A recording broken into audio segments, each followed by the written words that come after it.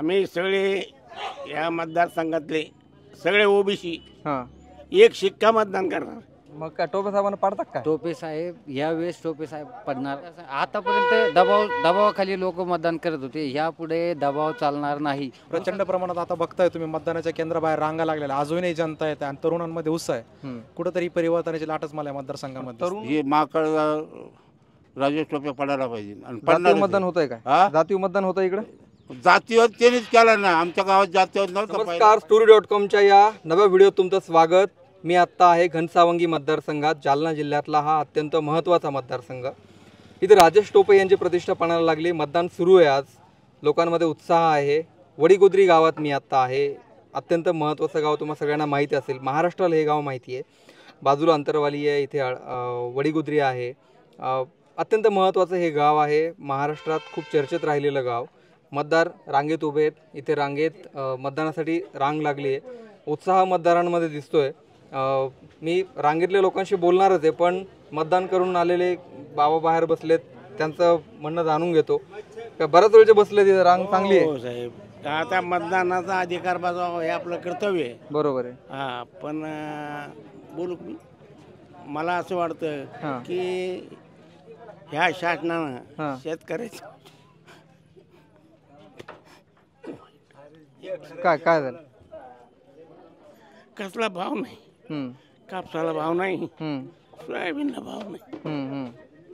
सगळे लोक परेशान आहे, रडकुंडे आलेले. तरी या सरकारला कुठल्याच प्रकारचं ते शेतकऱ्याचं काही वाटत नाही. आता त्यांना समजून आम्ही मतदानामधून आमच्या भावना व्यक्त करतो. आज मतदान आहे, भावना व्यक्त करण्याचा दिवस आहे आज. हो, भावना व्यक्त करण्याच्या दिवस आहे. मुख्यमंत्र्याला कळायला पाहिजे होतं की लाडकी बहीण वगैरे तुम्ही दिले पैसे, आम्हाला मान्य आहे, पण शेतकऱ्याकडे काहीच पहिलं नाही ना.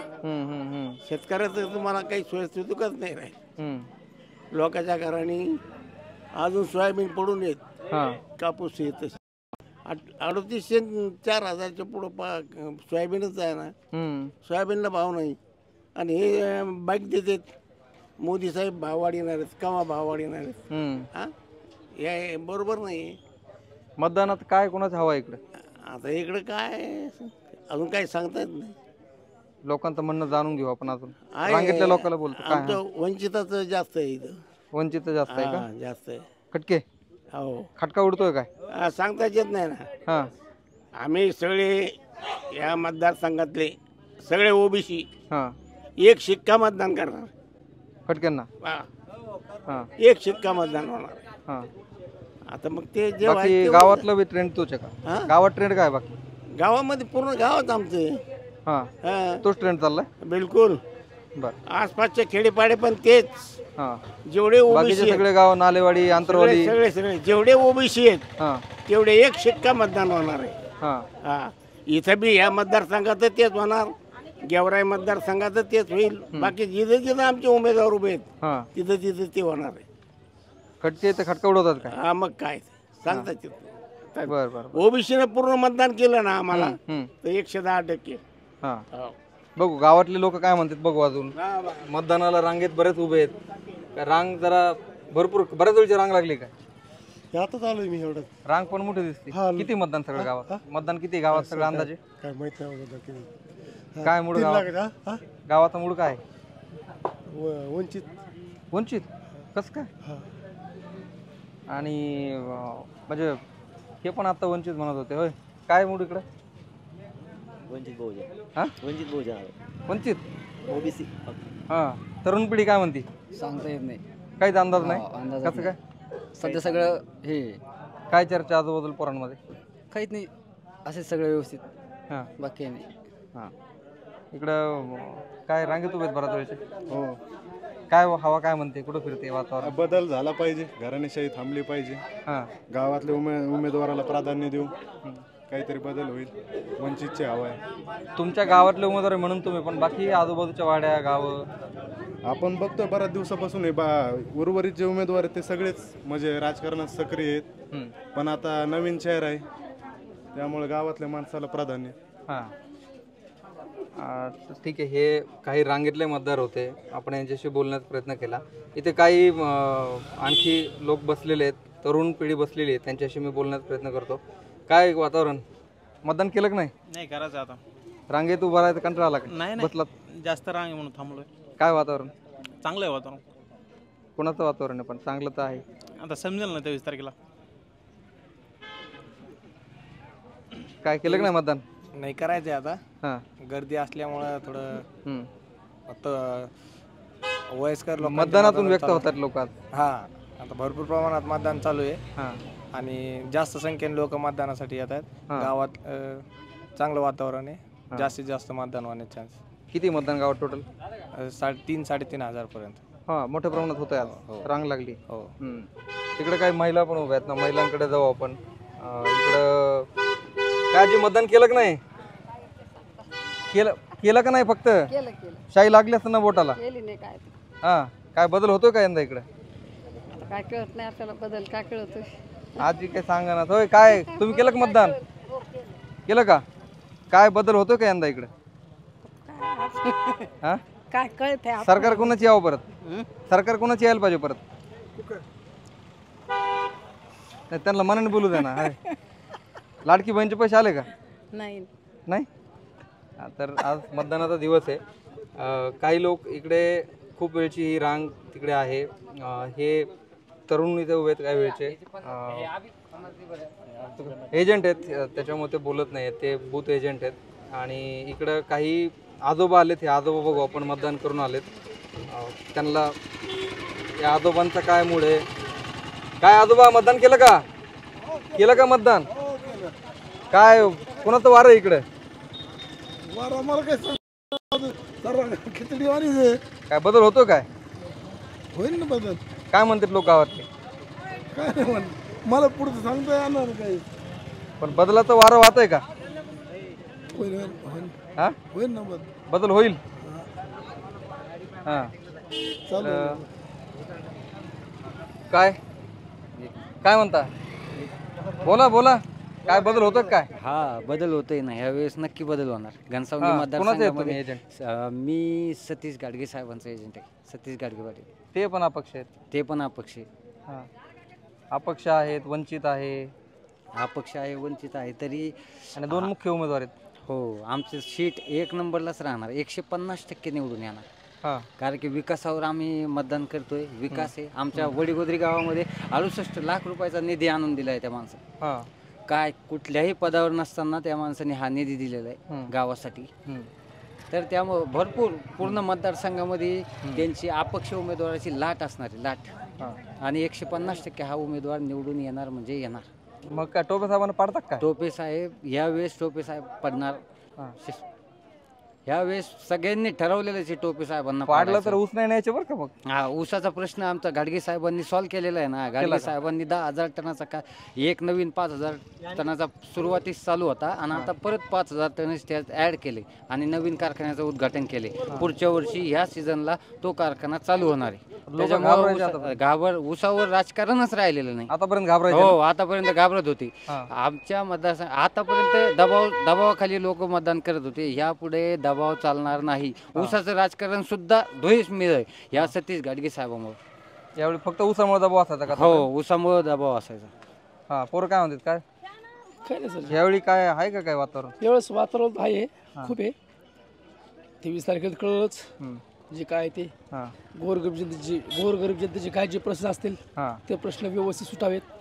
शेतकऱ्यांचे मजूर, शेतकरी जे काय असेल त्यांचे प्रश्न व्यवस्थित सुधारावा. सगळ्या गोष्टीत हे करून ते करून पूर्ण जनता अशी एकत्र यावी. पहिल्यासारखं राजकारण जे होतं वडीगोद्री म्हटलं ते चालावं. आता हे म्हणून जरांगे पाटील हे जे केलेलं आहे की राजकारण केलेलं आहे की हे जातीवादी केलेलं आहे. जातीवादी करण्यापेक्षा जे पहिलं राजकारण होतं ते राजकारण कसं होतं की पूर्ण गाव हे गुन्ह्या गोविंदांना पुढे व्यवस्थित नांदत होतं. आता हे जरांगे पाटील हे केलेलं आहे की बाबा राजकारण असं झालं की बाबा मराठा विरुद्ध ओबीसी. ठीक आहे ना, त्यांचं मराठा व्यवस्थित, आमची ओबीसी व्यवस्थित. तुम्हाला जिकडनं आरक्षण घ्यायचं तिकडनं घ्या, आमच्याकडनं आमचं तर आहेच. आमच्या ताडात बसले तर आम्ही लात मारून ढकलून देऊ शकतो. बस एवढंच. तर आज इकडे मतदान सुरू आहे, काय केलं का नाही मतदान? हा, आता केलंय मतदान आणि आता तुम्ही बघत आहात गर्दी. ज्या ज्या वेळेस गर्दीचा आणि मतदानाचा टक्का वाढतो ती प्रस्थापितांच्या विरोधी लाट असते. टक्का वाढतो का यावेळी? प्रचंड प्रमाणात आता बघताय तुम्ही मतदानाच्या केंद्राबाहेर रांगा लागलेल्या, अजूनही जनता येते आणि तरुणांमध्ये उत्साह आहे. कुठेतरी परिवर्तनाची लाटच मला या मतदारसंघामध्ये तरुण इथं लय गर्दी जमली आज तरुणाची. मग आता तरुणाईला बाहेर नोकरीला असलेले पोर आले सगळे आलेत आणि आता काय झालं, एक नवी पिढी आली. खरं तर ज्या एका कुटुंबाने 35 वर्ष या मतदारसंघावर राज्य केलं, लोकांना हुकुमशाही उसाचं राजकारण केलं, आज त्यांची नवीन तरुण पिढी आता त्यांच्या अंगात नवीन रक्त आहे आणि त्या तरुण पिढीने आता विचार केलाय की आता एकच पर्व, ओबीसी सर्व आणि दलित आणि मुस्लिम बांधव सोबत आहे आणि नक्कीच या मतदारसंघात परिवर्तन झाल्याशिवाय राहणार नाही. पण जर ऊस नाही नेला तुमचा तर मग यावेळी ऊस नाही नेला तुमचा तर मग कारखान्यात कटिपर घालते काय लाकडाचे, त्यांना घालावंच लागेल. आणि जरी राहिला ऊसाचं, ज्यावेळेस ओबीसीचा आमदार होईल त्याच आमचे 2 कारखाने पडतीलच की ओबीसीच्या हक्काचे. यांचे तरी कुठं म्हणजे यांनी थोडी आईच्या पोटातून कारखाने घेऊन आले होते. ज्यावेळेस आता आमचे लोक निवडून देते त्यांचे नक्कीच कारखाने झाल्याशिवाय राहणार नाही. आणि कारखानदार आणि आमदारकी एका फक्त विशिष्ट ठराविक प्रस्थापांची मक्तेदारी थोडी आहे. आताच तुम्ही जर बोलले, तुम्ही एक पत्रकाराचे बातमीदार आहात आणि तुम्ही बोलले ते ऊस नेणार नाही, याचा अर्थ तुम्ही बघू या मतदारसंघात किती प्रमाणात हुकुमशाही. जर एक पत्रकाराला वाटतं की ऊस जाणार नाही, विरोधात मतदान केल्यानंतर हे इथं स्पष्ट होतं. हा, काय बदल होतो का यंदा? बदल व्हायलाच पाहिजे. 100% होतो. 100 व्हायलाच पाहिजे, ते पडायलाच पाहिजे. काय करीत नाही तो, काम नाही केले, काम नाही करीत. आता काही काम करीत नाही, बोलत एक सांगत एक करतोय, ऊसाला भाव देत नाही, ऊस करण्याचे नेत नाही. पडायला पाहिजे, बदली व्हायला पाहिजे यावर्षी. कोणाचे वजन आहे इकडे जरा? कोणाचा कल आहे? आमचं गॅस येतंय, गॅसच यायला पाहिजे आणि पडायला पाहिजे. आजूबाजूच्या गावात काय वातावरण, काय चर्चा होते? गावात बी हेच आहे सगळीकडं, हेच आहे. हे माकड राजेश टोपे पडायला पाहिजे. आणि जातीय मतदान होत आहे काय? जातीय मतदान होतं इकडे? जातीवाद त्यांनीच केला ना. आमच्या गावात जातीवाद नव्हता पहिला नव्हता, त्यांनीच जातीवाद केला. त्यांनीच जातीवाद केला, जारंगेने त्यांनी जातीवाद त्यांनीच केला म्हणून यावेळेस पडून धक्काय त्याला, धक्काही येऊन दे त्याला. जातीवादामुळे पडते. हा, पडणार आहे. ओबीसी मतदान एवढं का इकडं? ओबीसीच आहे गाव, पूर्ण ओबीसीच आहे. पण पूर्ण मतदारसंघ हा, लय ओबीसी या गाव, आजूबाजू खेड्याला बी ओबीसी येणार आहे. आता ओबीसी येणार, हे पडणार आहे. आता हे काय भावाला गुत्ते देतो, बोगस काम करतो, सगळं बोगस काम आहे. एक आदिशन देईन, एक देईन आणि एक करीन. तो जातीवाद माणूस आहे, जातीवाद आहे. जातीवादामुळे फटका बसतोय का? फटका बसणार आहे, जातीवाद म्हणून फटका पडतो. जुन्या माणसाचा अंदाज नाही, आम्हाला माहिती आहे. त्याच्या बापाला इथंच आम्ही मतदान केलं, उठघाटन नारळ इथंच फोडलं आमदार. त्याच्या बापाला पहिलं इथंच गेलं, 72ला इथं नारळ फोडलं. मग काय होत, त्याच्या भाव चुलत्यांनी मी संघ, लवटाप्याने मी संघ काम केलेले, रोजाने काम केलेले. आणि ते बघा आता कुठे गेला, आम्ही इथेच. त्यांच्या वडिला नाही मतदान केलं तुम्ही? मग इथं नारळ फुटलं होतं त्याच्या मतदान इथं. मग आता बघा असं त्याचा लवटाप्याने मी संघच काम केलेले. त्यांच्या वडिलाच्या काळात असं व्हायचं का जातीवाद? ते पहिल्यापासून जातीवाद आहे, पहिल्यापासून जातीवाद आहे तो. हा, जातीवाद ते पहिल्यापासून. तरी निवडून येत होते आतापर्यंत. निवडून आता पैसा झाला, कोणाला घुमायचे, एक सांगायचं, एक करायचं, एक सांगायचं, एक करायचं. कारखाना टाकल्यापासून भाव चालला. मग आता लोकांना शेतकऱ्याला ऊसाचं पाहिजे, पण ऊसावायला चंदन देतं, आश्वासन देतं, काही करतं. त्याला फक्त माल पाहिजे. बोगस काम करतं ते सगळं, खरं बोलत नाही, खोटं बोलतं. त्याच्या कानाखाली माणूस असलाच बरं नाही तर कानाच्या वर गेला, याला काढून टाका, कारखान्यावर कुठून काढून टाका, पक्षात घेऊच नका. आपण पाहिलं तर वडीगुद्री गावातला कौल तुम्ही पाहिला. मतदान आता खूप उत्साहात सुरू आहे. आपल्याला थोड्या वेळानंतर म्हणजे काही वेळात एक्झिट पोल तुम्हाला सूर्य.com वरती पाहायला मिळणारच. मी ज्या मतदारसंघात फिरलो तिथला अंदाज सांगणार आहे आणि त्यासोबतच बाकीचे एक्झिट पोल्स पण मी तुम्हाला सांगणार आहे. एक्झिट पोल्सचे अंदाज तुम्ही सूर्य.com वर पहा. चॅनल जर तुम्ही सबस्क्राईब केलं नसेल तर ते जरूर करा. काही वेळात पुन्हा भेटूयात.